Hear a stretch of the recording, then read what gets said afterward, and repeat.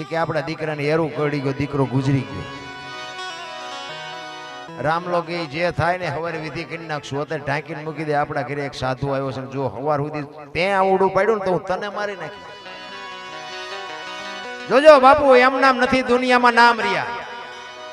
હમણાં સાહેબે કીધું હતું ને, આ બુસટ હોય ને ઉજળો કરવો હોય તો પાણી જોવે, હાબુ જોવે, મળવો જોવે, ધોકાવો જોવે, મેલું તો એને હેતે થાય. મહેનત કર્યા વિના દુનિયામાં કાંઈ છે નહીં. એ કે ઢાંકીને મૂકી દે, હવારે એની જે વિધિ થાય એની કરી નાખશું.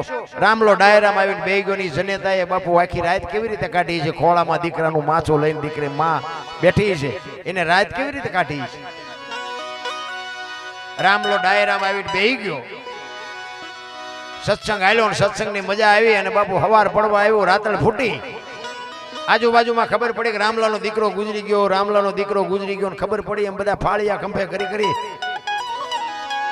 આવ્યા રામલાના ઘરની આજુબાજુ. વેલનાથ બાપુ રામલાને પૂછે છે કે રામલા, બધા શું આટા મારે છે તારા ઘર પાસે? એ કે બાપુ હવે એ તો જે હોય, પણ હવે કે હવાર પડવા આવ્યું, તમારે નીકળવું હોય નીકળો. એ કે પણ તું મને કહેતો ખરો આ બધા શું આટા મારે છે? અને આખી રાતના આહુડા રોકી રાખેલા ને બાપુ બે આંખોમાંથી ધારું મડી થવા.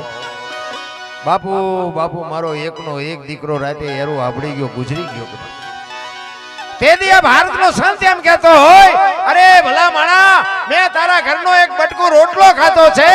અને દીકરો બેઠો ન થાય તો ગિરનારના બાવાને ઓળખે કોણ? જો બાપુ, ભજનનો પાવર આને કહેવાય. ક્યાં છે તારો દીકરો? બાપુ રૂમમાં લઈ ગયા. રૂમમાં ગયા, એ દીકરાને પાણીની અંજળી સાંટી દીકરો બેઠો થયો. પણ રામલાને બાપુ હબાકો આવ્યો હોય કે આ બાવાને જવા ન દેવાય.